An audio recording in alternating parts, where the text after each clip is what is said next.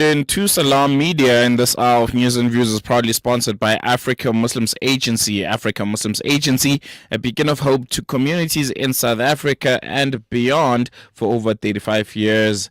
With that being said, we'll be now going to the vibrant community of the Bo-Kaap out in Cape Town with its rich history and cultural significance, but it is right now at the center of a heated battle. At the heart of the issue is a proposed six-story hotel to be built just 20 meters away from the iconic Auwal Masjid, the first and oldest mosque in South Africa. The Bo-Kaap Civic and Ratepayers Association is leading the fight to protect their heritage, traditions, and cultural identity, fearing that this development will set a dangerous precedent for insensitive construction projects in the area. And joining us today is Osman Shabodien, a representative of a BKCRA, and he'll be helping us shed light on the community's appeal and what they hope to achieve. But in the interest of balance, we'll also examine the other side. It would be an injustice to ask this question, but could this hotel development bring economic benefits or urban renewal, in a community that's desperately in need of, jobs? Young people need to work, and, developments like this usually bring with them employment. So we'll be digging a bit deeper into this very, very pressing issue. And joining us right now is Osman. Osman, assalamu alaikum, jazakallah for joining us this morning. Let's start with the proposed hotel. Can you outline the specific concerns that the Bo-Kaap Civic and Ratepayers Association has about this development? Yeah, Walaikum salam. I think because the main concern is that such a building do not belong in that environment where the Auwal is built. It's not the Auwal only that is the heritage symbol there. There's a number of buildings that basically borders that block that basically has also declared heritage. But I think the main impact of such all the buildings around it, besides the minaret of the Auwal, is about the height of a two-story building. Mm-hmm. Here you find a six-story building sticking out in the middle of all of those developments that basically has no resemblance of any architectural that should line with the surroundings. It's a modern building. It has glass and steel and brick. I think the challenge that we're sitting with, that is from a brick and mortar perspective, that is out of place. The second thing that's out of place is the impact that it will have on the Auwal itself. Auwal is a living heritage also of Cape Town, where people use it quite frequently to do the liquors and the things on the Friday and on the Thursday night. It's an active mosque. It's not something that is there as a museum. It's an active mosque. It has people coming, and with this what's proposed hotel, which has no parking whatsoever, no parking at all, and they all will park in a small area in Buitengracht Street, and not even the big Buitengracht Street. So you're going to find this impact of traffic in that particular area. What is more concerning is the living heritage is the azan. Like you correctly said, about 30, 40, 50 meters away from the nearest window of the hotel. And if that azan goes off, what is going to happen to people living in that hotel? I think the challenge that we're all sitting with here is we basically trying to protect not only a heritage in Bo-Kaap that is Islam and a living heritage for that matter, we are also trying to protect the whole question of the future of Bo-Kaap. And this is where our challenge lies. And I fail to understand how the city can just flippantly grant plans and to do things, even though there is a heritage protection over Bo-Kaap. Let's And touch there a is bit our on challenge. that. Let's touch a bit on that. The city and the developers themselves. Was there any kind of consultation between all of the stakeholders and the parties concerned? Were you guys made to understand the proposed development? And were your opinions and thoughts asked about it, or you guys just woke up one day and got this notice that there's going to be a development in this area, and whether you like it or not, it is going to happen? That is actually a very good question. This whole development stems back from 2007. There were no consultation. It was firstly a 10-story building. Mm-hmm.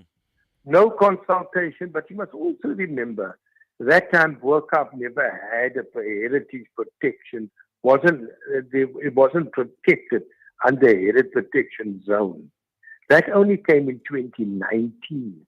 And this is why the fight is so intense. Because the people that bought it from the first owner that got the plan in 2007 without consultation bought the plan with the idea that they can build a 10-story building. And in 2018, we already warned them that they cannot build that building there. But in 2019, when we got our heritage protection, the city itself didn't want to open the case anymore because they issued the plan.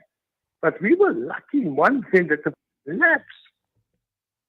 And the challenge now was we went to and fro with the developer who is hell bent on getting his money back by building a building that is sustainable according to his calculations. Mm. And this is where we are at this moment in time. Mm. There's been mention of specific, heritage guidelines that you guys submitted to the city of Cape Town and Heritage Western Cape. Can you elaborate a bit on these guidelines and how they could influence the decision-making process? That's number one. And number two, do you feel these guidelines are being taken seriously by these relevant authorities that are at the heart of making this decision? I think the core of the guideline is to retain the heritage of Bo-Kaap, and what we did mention in these guidelines is the question of when there is mortar and brick to be built, it needs to fit into the environment and not actually impact on the heritage of Bo-Kaap. And this building clearly does not stick to that type of guideline. The other guidelines that we also said that they must take into consideration that Bo-Kaap itself is not made, it's not an area that is 10 years, 20, 30 years old. It was built in the age of colonial times. There was horse and cart. So you find that your roads are not made to have cars parking both sides of the road. Mm. And people don't have garages, so you impact the residents with the whole idea if there's a building or a type of business that requires parking. So that is the other guideline. Besides the brick and mortar guideline, what we also gave them is the guidelines for our living heritage, the Azan, the Jum'ah, the whole question of Ramadan, and this does impact the area. And we need to make provision for these activities. Mm. And I don't think the city itself is hell-bent in enforcing anything, because I think they're more interested in what they can densify the area, make it more profitable for them in rates and taxes.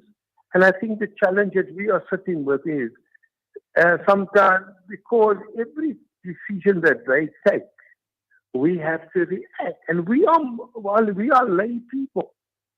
It's not our profession to sit there and challenge the city on everything that they do. We have to work for our living too. Mm-hmm. So, and they put professionals against us. I mean, the developer itself has about 3 lawyers sitting there with him. Mm-hmm. And here we come along, Joseph, trying our best to counter what they have to say. and they are supported by the city council.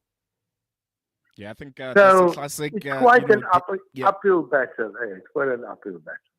definitely, definitely, and I think it's a classic David versus Goliath kind of story that we've seen lots and lots of times. Yeah, but I think, The the yeah, question that will always arise is, especially from those that support this development and the developers themselves, the question that will always arise is the argument that this is going to bring tourism, this is going to create jobs and contribute to the local economy. You mentioned that you just lay people. We know the unemployment crisis in South Africa, particularly when it comes to the youth and young people.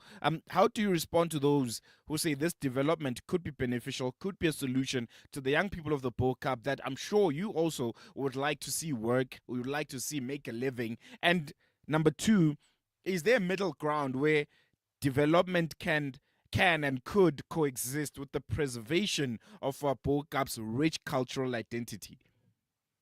you're quite correct. There is a middle ground. And this middle ground was proven now in our fight against the liquor license.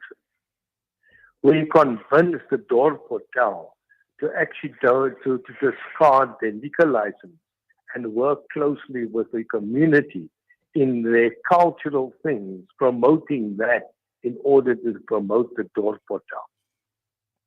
And we alhamdulillah, we are quite happy to say they just did that. They didn't, they didn't go further with their liquor license. They're working closely with the community, and they are fully packed for the season.